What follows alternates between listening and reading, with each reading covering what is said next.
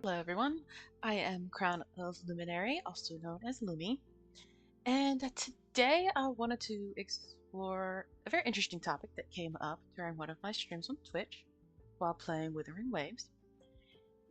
It is more of like an aesthetic topic, how devs decided to design uh, architectural feature that appears in one of the regions. If you play Wuthering Waves and you have not unlocked Rinascita yet, you don't have to worry about risking any spoilers because we're not going to cover any plot or anything like that, just strictly an architectural aspect of it. So, we are going to go ahead and hop on over to my game. Alright, so I'm already in the region, as you can see, right here at the Ragunna City. Right outside, well, actually, I'm inside Order of Deep, which is the Citadel of Mercy. So, right off the bat, we are going to be right here on the inside. So, our topic today is this statue right here, which seems to be the main focus of different things. So, what we want to discuss is how the devs designed this statue. Alright, this should not trigger anything. So, oops, walked a little too far.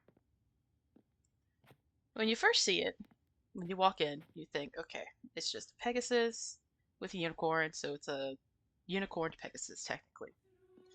But, further inspection, as you walk around beside it, it's actually part fish. So it's like a Unicorn Pegasus Seahorse, which is an interesting combination when you think about it. But yes, so this is what we're going to be talking about today. Now, what came up during my stream the other day is how the wings are massive for this statue. So, my community member that brought it up technically had a point, but when you think about the grand scheme of things about how massive a horse is, this wingspan is actually pretty decent. Now, the full breakdown of it that I find some issues with, let me get up here so you can see it a little better, is the overall design. Now, most of the time when you think of Pegasus, you think, straight down from the shoulder, then it swoops up, and then you have this part. I personally think that this end part looks really good. The length, how the feathers are designed. Yeah. The main issue I find with the design, I'm going to hop up on this one, is this section right here seems a little bit off. Now, what I mean by that is how the joint from the shoulder to that first dip might be a little too long. And then it looks fine from that first dip up to that peak. The other design interesting choice that they made was how many rows of feathers they went with. So they only went with 3, it looks like, for the whole wing. Which, for flight, yeah, I don't think you could do much with that. I mean, now this is a seahorse, part seahorse, so maybe, if it stays in the water, maybe it doesn't really use the wings, but then again, why have feathers if it can, go outside of the water, right? So there's that. I mean, it's an overall interesting design. It's impressive, it's majestic, But from an aesthetic standpoint, this just doesn't look right.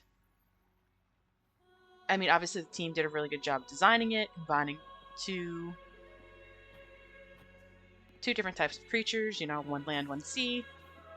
I mean, it blends really well from the shoulder down to the tail. Oops, the wall's going to get in our way a little bit here. I mean, I think maybe the tail, the fins could probably be a little bit bigger. I mean, obviously they're limited with what space they're working with where they put it. I mean, if they could have brought, like, lengthened this section a little bit more, they could have expanded the tail, probably. But, I mean, it looks good. It's just where it comes right down from the shoulders, it's just not balanced, I guess is the word we're looking for here. It doesn't look like these wings could actually support the mass of this unicorn seahorse, right? Now, there are other areas. Let's see. There are other statues around here. So we're going to go find those for just a second.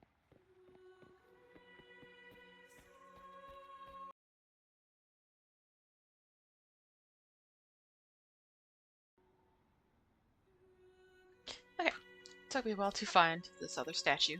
I thought it was smaller than this. But, alright, so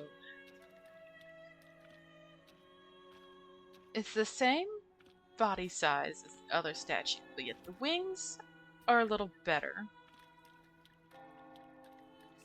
Kind of clips through the wall a little bit over there. So they're not symmetrical, though. So that's an oversight. But that shape looks so much better. Oops. Sorry, river's getting in the way a little bit.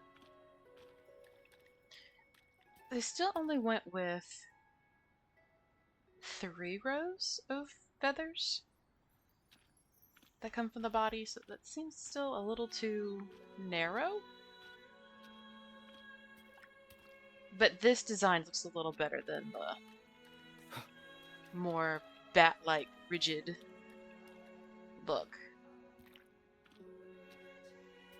So yeah, I mean, I know most people wouldn't pay attention to something like that, but kind of stood out to me and one of my community members, so I figured, you know, we'd discuss it a little bit. So that's, I mean, that's my thoughts.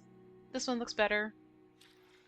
The main one, not so much, you know.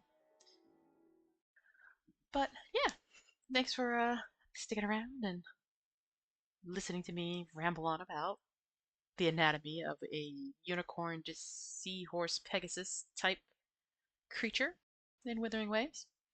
If you enjoyed the video, please consider dropping a like here and subscribe if you'd like to see more random content from me in the future. I am a variety streamer on Twitch. I stream Tuesday, Thursday, Friday, and Saturdays. Link will be down in the description of the video if you want to stop by. And yeah, thanks again for watching.